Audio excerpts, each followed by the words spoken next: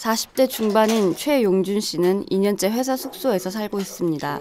단란했던 가정도 한순간에 깨지고 살던 아파트도 잃어버렸기 때문입니다. 집사람하고 얘기가 이제 네가 잘했니 내가 잘했니 서로 얘기하다가 이혼을 거의 갈 뻔했었습니다. 이렇게 싸우다가.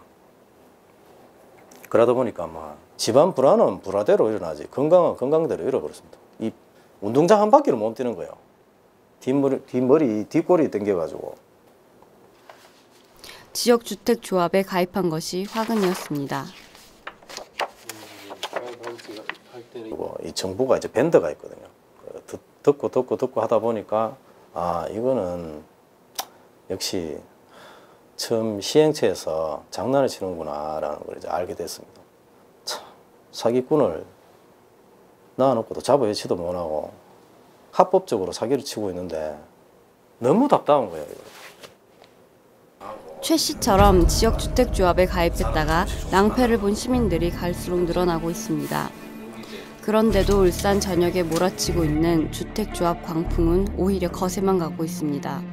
화려한 분양 사무실과 전단지를 돌리는 도우미들이 시내 곳곳에서 경쟁이라도 하듯 부동산 시장을 교란시키고 있습니다.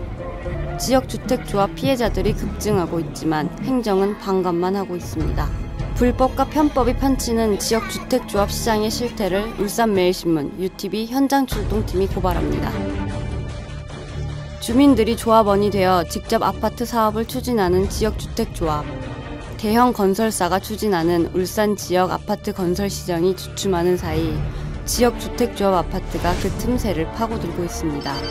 현재 울산에서 추진되고 있는 지역주택조합은 중구와 남구, 북구 각 7곳, 울주군 9곳, 동구 1곳 등 줄잡아 30여 곳, 모집된 세대수만 2만여 명에 이릅니다. 하지만 적은 비용으로 내 집을 마련하고자 하는 서민들의 꿈이 한순간에 눈물로 바뀌고 있습니다. 무능한 대행사들이 사업을 추진하면서 온갖 불법과 탈법을 동원해 조합원들을 유혹하고 있습니다. 그런데도 당국은 실태조차 모르고 있다는데 문제의 심각성이 있습니다.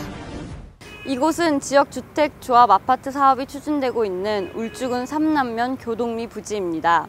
이 사업을 추진하고 있는 주택조합은 재작년 11월 300세대 규모의 주상복합 건물을 짓기로 하고 울주군으로부터 지역주택조합 설립 인가를 받았지만 2년이 지나도록 공사는 시작도 되지 못하고 있습니다. 사업 진행 과정을 살펴보니 황당하기 짝이 없습니다. 추진위원회는 당초 136세대 규모의 오피스텔과 근린시설 등을 짓기로 하고 조합원을 모집했습니다. 그런데 해당 부지가 일반 상업지역이어서 공동주택을 지을 경우 300가구 이상이어야 가능합니다. 몰랐다면 무능한 것이고 알면서 분양했다면 꼼수를 쓴 겁니다. 문제가 발생하자 울주군은 사업 재검토를 요청했습니다. 그러나 대행사와 조합 측은 300가구로 늘린 후 또다시 조합원을 모집, 170명가량의 조합원을 확보했습니다. 하지만 이곳은 대규모 공동주택이 들어설 수 없는 지역이었습니다. 300가구가 들어서기엔 부지가 너무 좁고 주변 도로 여건이 열악해 교통심의 통과가 사실상 불가능한 지역인 것입니다. 지난 2월 열린 울산시 건축위원회에서도 이 같은 이유로 건축 자체에 대한 재심의 결정을 내렸습니다. 결국 조합 측은 지난 5월 말 사업을 자진 철회했습니다. 더욱 황당한 것은 최근 이곳에 또다시 150가구 규모의 건축 심의가 이뤄져 통과됐다는 것입니다. 주택조합이 아닌 제3자가 사업 승인 신청 전에 사전 심의 요청서를 제출한 것입니다. 실질적으로 300세대 착락하니까 그 법하고 또 시하고 아시다시피 좀 상이한 점이 많더라고요. 이 지역주택조합은 현재 해산 절차를 밟고 있는 것으로 알려졌습니다. 이에 따라 조합이 지금까지 사업 추진비로 나간 수십억 원을 날릴 위기에 놓였습니다. 조합원들이 낸 1인당 분담금 수천만 원을 돌려받을 길이 막막해졌습니다. 조합 관계자는 일반 건축물로 허가를 받기 때문에 문제가 없다는 입장입니다. 조합 방식으로는 더 이상 안 되고, 그래서 토지주들의 어차피 우리 조합원들이 토지주니까 지주 방식 형식으로 가자, 그렇게 의견을 모았어요.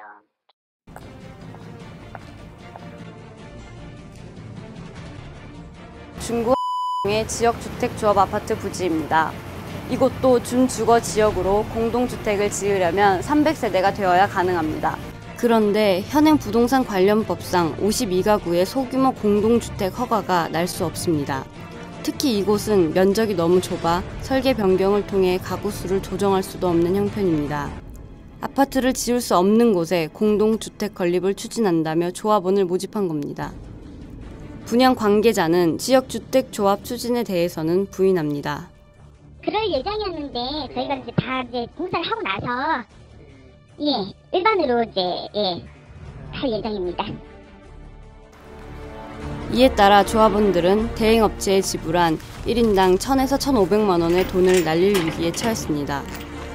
여기는 준주거지역입니다. 준주거지역이고 부동산 관계법상 원래 준주거지역이나 상업지역에는 공동주택을 지역주택조합 모집할 때는 무조건 300세대를 넘겨야 됩니다.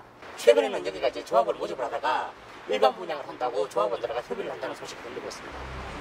두 현장 모두 대행사와 조합의 무리한 사업 추진이 문제지만 지역주택조합을 관리하지 않은 행정도 책임을 면하기 어렵습니다.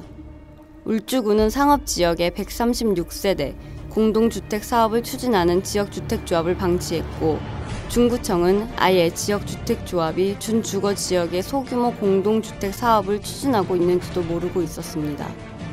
피해가 접수가 돼야 저희가 내용을 확인을 해야지 고발을 하든 고발할 수 있는지를 검토를 하든 할 거예요. 제가 말씀을 드렸죠. 300 넘어가면 지역주택조합에 해당 안 된다고 말씀을 드렸죠. 그게 50몇 세대라는 근거라든지 실제로 좀 주제에 저희도 검토를 할 거지 않습니까? 저는 이 에 대한 걸 처음 들었고 지역주택조합은 300세대 이상이 된다고 처음부터 말씀드렸잖아요. 그죠?